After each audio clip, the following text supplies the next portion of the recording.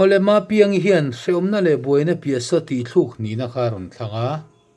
a solfa hian en photila solfa hian an sapotila chumi zo chuan o solfa en hian kan support don ni thu in chena thu kan en le bokhanga har ve dewa sak dik thlap lo te po a ola chu maro chu a thluk la hrelo tan an thiam tran nan khan kan sadona ni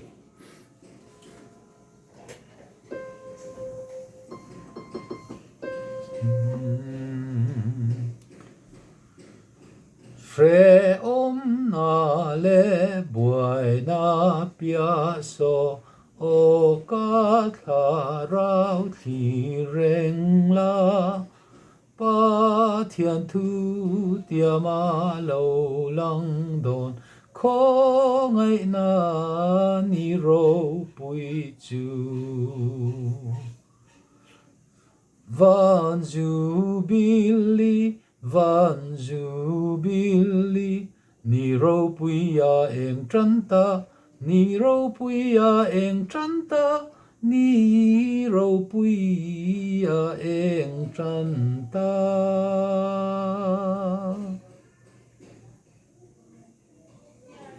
Ni ro puya eng tranta khát tiếng lắm bằng khá anh ấy aslar lại khá có ô thế địch lâu bốc nè nó địch chia lâu mấy thế à với khát saliang Fre na le buai na pia so o ka tha rau thi reng la pa thian thu tia ma lo lang don kho ngai na ni ro pui chu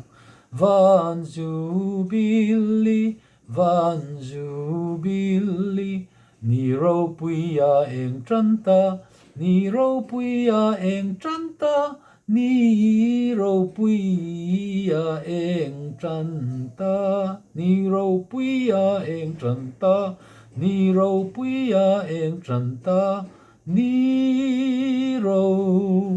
puya eng tranta ti khan gan han sa ni avoi ni na kha chuan helai a bass hi kan han sa tel mei mei ni a soprano hi chu ta hi na to patian ei apa tang ho hian an sa ringota chuan a thu kan han en lenga a thu chu ei hi ni ta a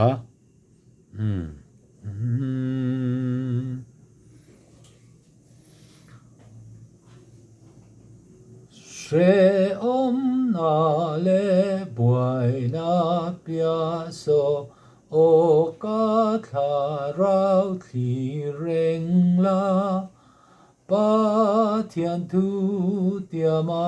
lo lang don kho ngai na ni ro pui chu Van Jubilee, Van Jubilee, ni ro puya eng tranta, ni ro puya eng tranta, ni ro puya eng tranta.